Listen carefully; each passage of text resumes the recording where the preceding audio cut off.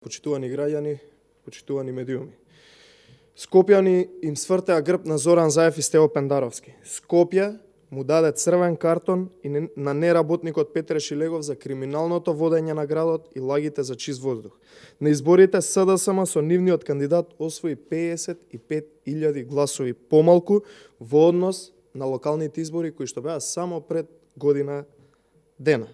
Зоран Заев знае дека скопјани веќе се определи опозицијски и својата поддршка ја дадоа на професорката и кандидат на ВМРО ДПМН господја Гордана Силјановска-Давкова. СДСМ откако изгуби поддршката на изборите продолжува да врши жестоки притисоци и да се заканува на вработените во јавната администрација. Зоран Заев посегна по јавната администрација во град Скопје. Заев во моментов преку неговите перјаници во град Скопје и раководни лица се заканува дека ќе брка луѓе од работа. Луѓе кои што се вработени со години и децении во градот Скопје. Според информациите кои стигнаа до нас од загрижени вработени во администрацијата на град Скопје, раководни лица од градот повикувале вработени кои не се членови на СДСМ и им упатувале закани да не се вклучуваат во кампањата и надвор од работното време, како што е впрочем дозволено, а потоа се заканували да не излегуваат на гласање на денот на избори, односно 5 мај, вториот круг. Доколку го прават едното или другото, пораката била јасна.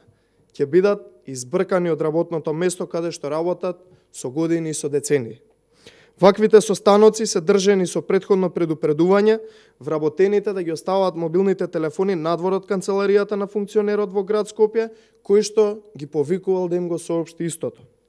Ова е тежок криминал и овој криминал ќе се докаже и ќе биде санкциониран откако правдата ќе се врати во Македонија и откако ќе профункционира правната држава. Почитувани господа од СДСМ, ви дојде крајот. Граѓаните повеќе не ви се плашат.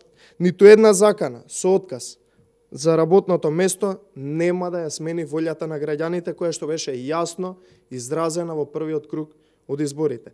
Граѓаните знаат дека зад параванот за гласање никој не може да знае дали го заокружиле името на идниот председател на Република Македонија, професорката Гордана Силјановска-Давкова.